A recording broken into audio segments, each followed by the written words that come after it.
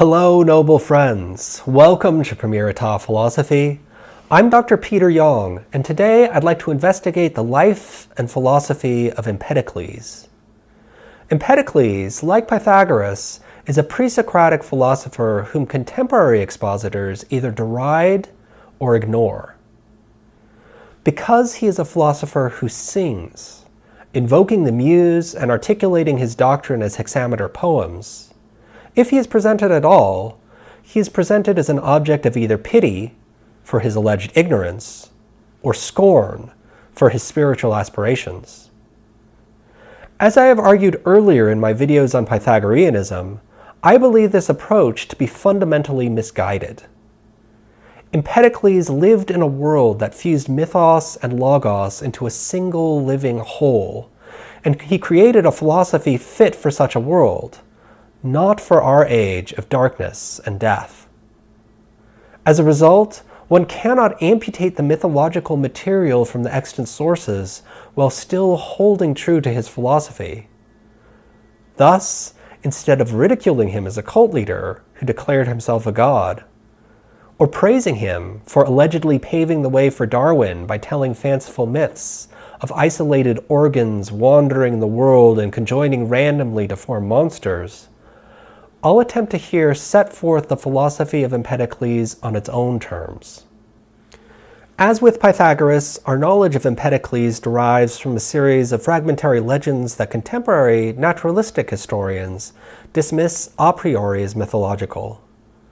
But I contend that, precisely because the stories of Empedocles are Geschichte and not history, that we must understand them as myths if we are to understand them at all.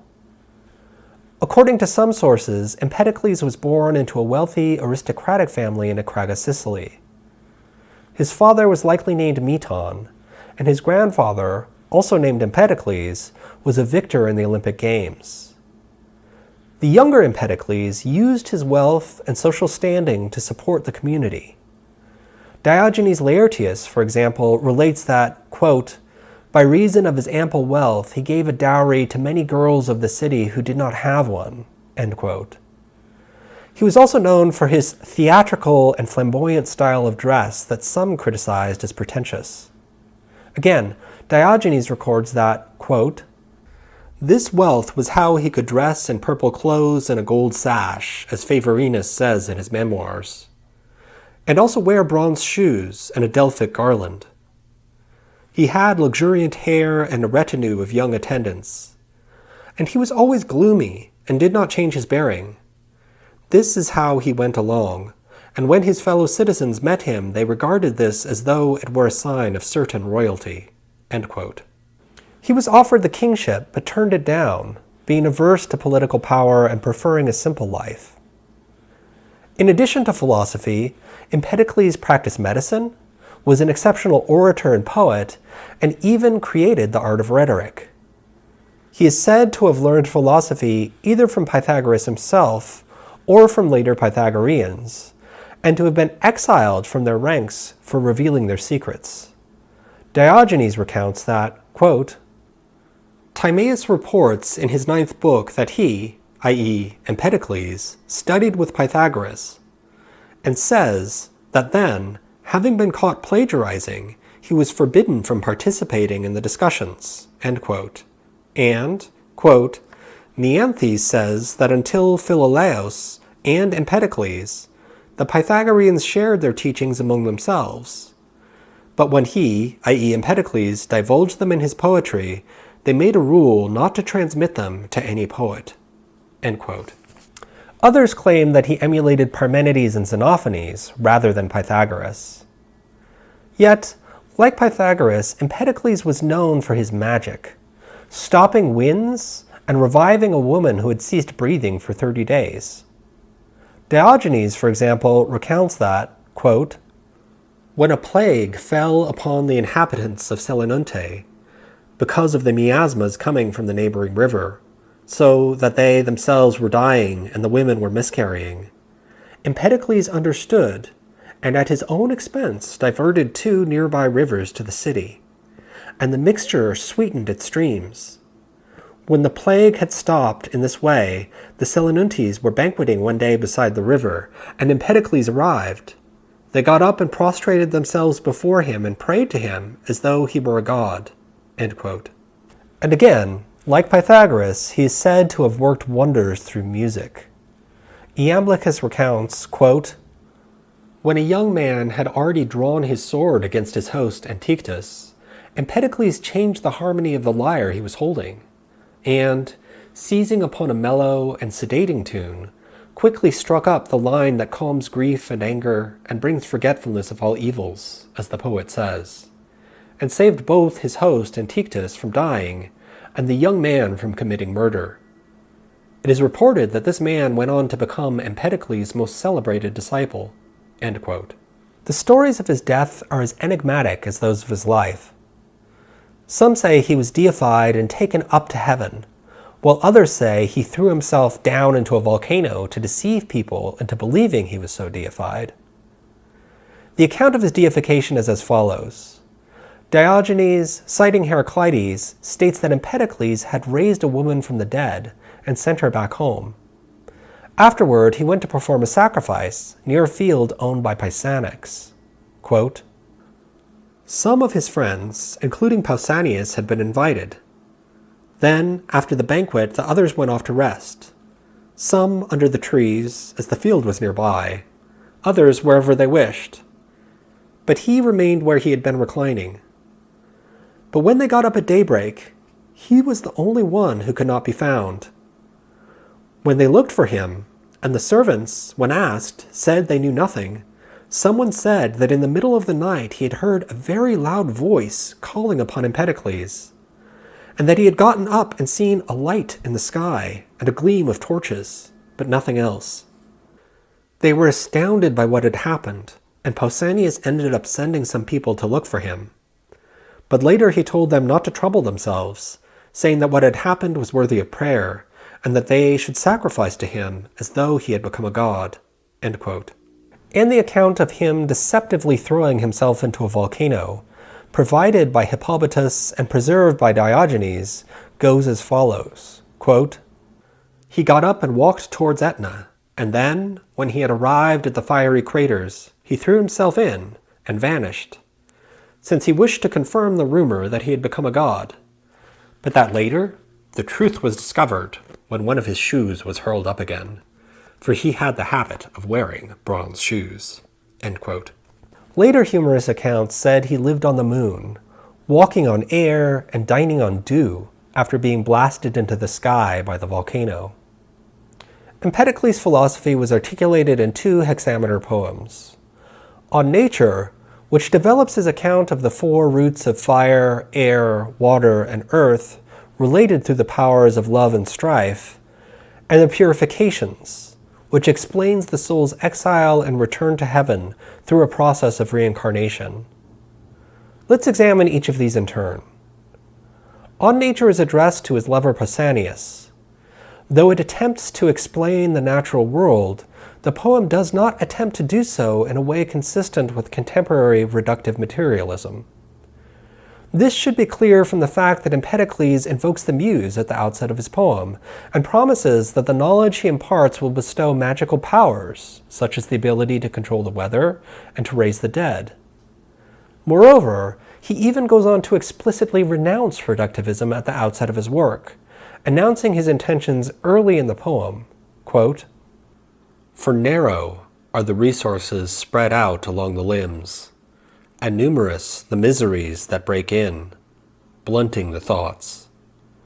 Having seen in their existences only a small part of life, they fly off, swift-fated, borne along like smoke, convinced of whatever one thing each of them has encountered, driven in every direction. But the whole, who then boasts that he has found it? Thus these things are neither seen by men, nor heard nor grasped by the mind. But you, since you have withdrawn here, you will learn. Never has human intelligence soared further." End quote. Here Empedocles contrasts the individual parts of the universe, the limbs with their narrow resources and accompanying miseries, with the universe considered as a whole. To think in terms of limited beings is to blunt one's thoughts, since these beings are ephemeral, borne along like smoke. The whole, in contrast, can be grasped by the mind, as human intelligence soars to its limits. For, unlike the fleeting world of experience, the whole is characterized by being. Quote, "Of the whole, nothing is empty, so where could anything come to be added to it?" End quote. And echoing Parmenides, Empedocles proclaims, quote, "For from what is not at all, it is impossible that something come about, and that what is be completely destroyed is unfeasible and unheard of. For wherever one presses each time it will be there." End quote. Empedocles is thus not interested in reducing the universe to its component parts, but in grasping its being as a whole. Indeed, he calls men children, lacking long-thinking cares, who suppose that what was not before comes about, or that something dies and is completely destroyed. To think being as the indestructible whole that it is, Empedocles maintains that we cannot limit ourselves to one source of information exclusively. He observes, in a passage preserved by Sextus Empiricus, quote, "But come, consider with every resource in what way each thing is evident, without holding some vision in greater trust than what accords with hearing, nor resonating sound as superior to the clarities of the tongue. And from none of the other limbs, in whatever way it provides a path for thought, withhold your trust, but think in whatever way each thing is evident." End quote. Rather than restricting our sources of information, as reductive naturalism does, to think being, we must think things in accordance with how they present themselves. Quote, "In whatever way each thing is evident," or delos. End quote. It is only by thinking appearing things as they appear that we will be able to grasp the being that appears in the appearing. For these are the pathways for thinking. When we follow these pathways through the fleeting world of experience, we come to see the eternal roots underlying and sustaining it. Empedocles claims these roots are fourfold, announcing, quote, "Here, first of all, the four roots of all things. Zeus the gleaming, Hera who gives life, Idoneus, and Nestis who moistens with her tears the mortal fountain." End quote. These god roots are what appear in the stepping forth of the elemental tetrad of fire, air, water, and earth. Here most think that Empedocles assigns Zeus to fire, Hera to air, Nestis to water, and Idoneus to earth. Empedocles also used a variety of other terms to refer to these fundamental roots. Simplicius, for example, records that, quote, "He also called the fire Hephaestus, sun and flame, the water rain, the air ether, calling the fire sun, the air gleam and sky, and water rain and sea." End quote. These four unchanging roots undergird the changing world of experience and guide its unfolding through their combinations. Empedocles likens this to a painter who depicts a scene by combining a fundamental palette of colors. Quote, "As when painters color many-hued sacrificial offerings, both men, by reason of their skill, very expert in their art, they grasp many-colored pigments in their hands. Then, having mixed them in harmony, the ones more, the others less, out of these they compose forms similar to all things, creating trees, men and women, wild beasts and birds, water-nourished fish, and long-lived gods, the greatest in honors. In this way may your mind not succumb to the error that it is from elsewhere than from the four elementary roots. That comes the source of all the innumerable mortal things whose existence is evident. But know this exactly, once you have heard the word of a god." End quote. The four elements are related by two primary powers: love, or Aphrodite, and strife, or Neikos. They are fitted together by Aphrodite and separated by Neikos. So, continue our example above, Aphrodite would be equated with blending various colors, and strife by pulling them apart. Empedocles explains, quote, "Twofold is what I shall say. For at one time they, i.e. the elements, grew to be only one out of many. At another time again they separate to be many out of one. And double is the birth of mortal things, double their death. For the one, i.e. birth, is both born and destroyed by the coming together of all things, while the other inversely, when they are separated, is nourished and flies apart. And these, the elements, incessantly exchange their places continually, sometimes by love all coming together into one, sometimes again each one carried off by the hatred of strife. Thus, insofar as they have learned to grow as one out of many, and inversely, the one separating again, they ended up being many. To that extent they become, and they do not have a steadfast lifetime, but insofar as they incessantly exchange their places continually, to that extent they always are, immobile in a circle. But come now, listen to my words, for learning will make your mind grow. For as I already said, when I was indicating clearly the boundaries of my words, twofold is what I shall say. For at one time they grew to be only one out of many. At another time again they separate to be many out of one. Fire, water, earth, and the immense height of air. And baleful strife is separate from them, equivalent everywhere. And love in them, equal in length and in breadth. Look upon her with your mind, and do not sit there with astounded eyes. She, whom mortals too think is implanted in their joints, and by whom they have loving thoughts and perform deeds of union, calling her joy as by name and Aphrodite. That is she who is going around among them. No mortal man knows this, but as for you, listen to the undeceitful voyage of my discourse." End quote. Empedocles here notes that what we experience as birth and death are both operations of both powers. Aphrodite operates in our birth because the various components of our bodies must come together into a living unity.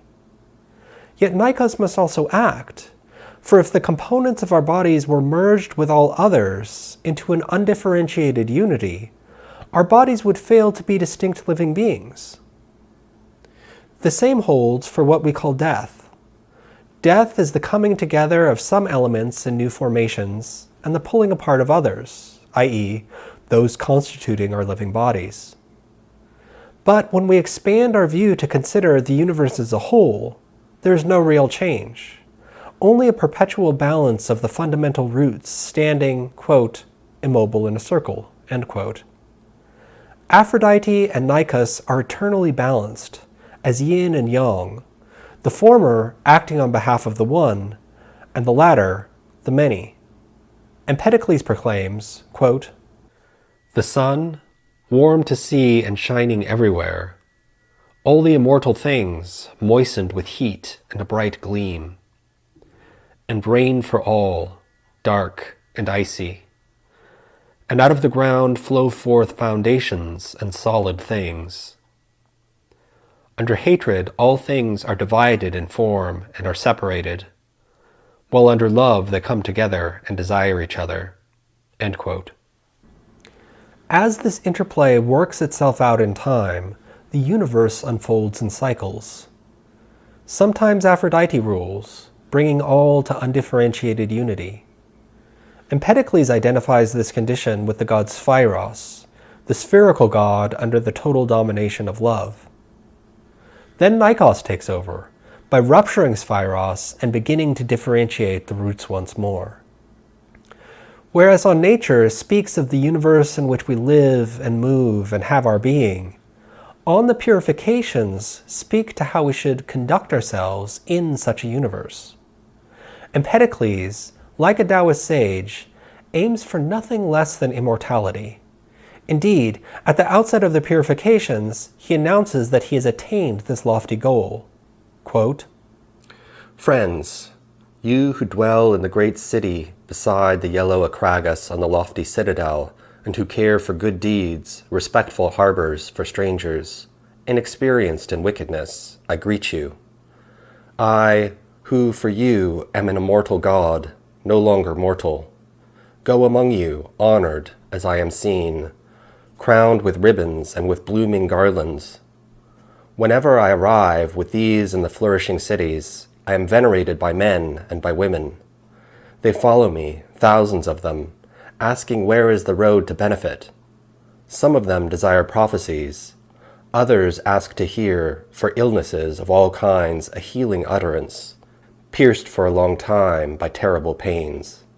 End quote. As he did in On Nature, he proclaims that through theosis, he has gained the power to prophesy and heal. And similarly, he claims that divinity is achieved through right thinking. Clement of Alexandria records his declaration, quote, "Happy he who possesses the wealth of divine organs of thought. Wretched he who cares for an obscure doctrine about the gods." End quote. Here Empedocles contrasts the misery of those who have an obscure doctrine of the gods with those who possess divine organs of thought.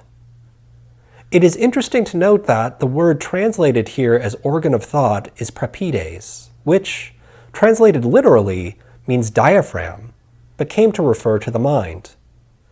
Mind, for Empedocles, is not located in the head, but in the midriff. We thus once more see a parallel to Taoism, with its notion of the Dantian, the elixir field where qi is stored in the body. And the parallels grow even clearer when we observe that, for Empedocles, thought occurs in the blood. Theophrastus records Empedocles' account as follows, quote, "He speaks in the same way about thinking and ignorance. For one thinks by means of what is similar, while one does not know because of what is dissimilar, since for him thinking is either identical with perception or very similar to it. This is why it is by means of the blood that one thinks best, for among the parts of the body it is in this one that elements can achieve their best mixture." End quote. Empedocles is here using the principle that like is known by like, that knowledge is grounded in identity. In On Nature, he set forth a theory of effluences in which physical particles of fire, air, water, and earth were emitted by objects and received by similarly composed receptors in the human body. And because the elemental roots are most mixed in the blood becomes the seat of knowledge. Theophrastus continues to summarize Empedocles' view, quote, "So the people in whom they are mixed in equal quantity, in a homogeneous manner and without large disparities, when, moreover, they are neither small nor too big, these are the ones who think the best and are the most precise in the use of the senses. And in the same way, proportionally, those who are closest to these conditions, while those who are in the opposite condition are the ones who think least well. Those in whom the elements are rarefied and loosely dispersed are sluggish and laborious, while those in whom the elements are dense and crowded, closely together, get carried away quickly and launch themselves upon many projects, but complete only few of them, because of the rapidity of the motion of their blood. And in those in whom the mixture is moderate in a specific limb are proficient in that regard. It is for this reason that some people are good orators, others artisans, since the later have the mixture in their hands, the former in their tongue. And the same applies to the other talents." End quote. Because thought thinks through the blood, better thinking will be correlated with a greater mixture of blood. This again echoes Taoist teaching and the practice of Qigong, which relies on the correlation between the three treasures of Jing, physical essence, Qi, life force, and Shen, mind. One practitioner, for example, defines the relation as follows, quote, "Within the tradition of the three treasures, the Shen leads and controls the Qi, and the Qi directs the Jing. The mind directs the vital energy which draws the essence with it. In practical terms, the Qi follows whatever the mind focuses on. The mind leads the Qi to a certain place, and when the Qi is focused there and gathers the essence, substance will be formed. Physical change will occur." End quote. Empedocles believes that once we have purified ourselves to rightly think the divine, we see that we share a kinship with other living beings. This, claims Empedocles, forces us to acknowledge an ethics of nonviolence. Cicero, for example, records that, quote, "Pythagoras and Empedocles assert that there is a single legal condition for all living beings, and they proclaim that inexpiable punishments await those who have done violence to an animal." End quote. If animals are as alive as we are, made of the same eternal roots as us, and thinking as we do through the circulation of their blood, then we have no grounds to do them violence. The bloodshed becomes even more horrific when one adopts the doctrine of metempsychosis, as Empedocles did by claiming, quote, "As for me, once I was already both a youth and a girl, a bush and a bird, and a sea-leaping, voyaging fish." End quote. If our souls transmigrate from body to body, the killing of other animals could well be the killing of one's previous friends and family. For Empedocles, the killing of animals constitutes something like humanity's original sin. Since we have come to rely on the grisly practice both to feed ourselves and to uphold our institutional and religious life through blood sacrifice. In this manner, Empedocles offered a radical critique of the culture of his day. Sextus Empiricus records Empedocles' revulsion to common practices as follows, quote, "The father, lifting up his own son, who has changed shape, cuts his throat. With a prayer, fool that he is. The others are at a loss while they sacrifice the suppliant, but he, the father, deaf to the shouts, has cut the throat and prepared an evil meal in his house. In the same way, a son seizes his father, and children their mother, and ripping out their life, they devour the flesh of their dear ones." End quote. Empedocles expands this insight to articulate a myth of a cosmic fall. This is recorded by Hippolytus as follows, quote, "There is an oracle of necessity, an ancient decree of the gods, eternal, sealed by broad oaths. Whenever by crime some one of them pollutes his limbs by murder, whoever commits a fault by perjuring himself on oaths, the daimons, who have received as lot a long life, must wander thrice 10,000 seasons far from the blessed ones, growing during this time in the different forms of mortal beings, exchanging the painful paths of life.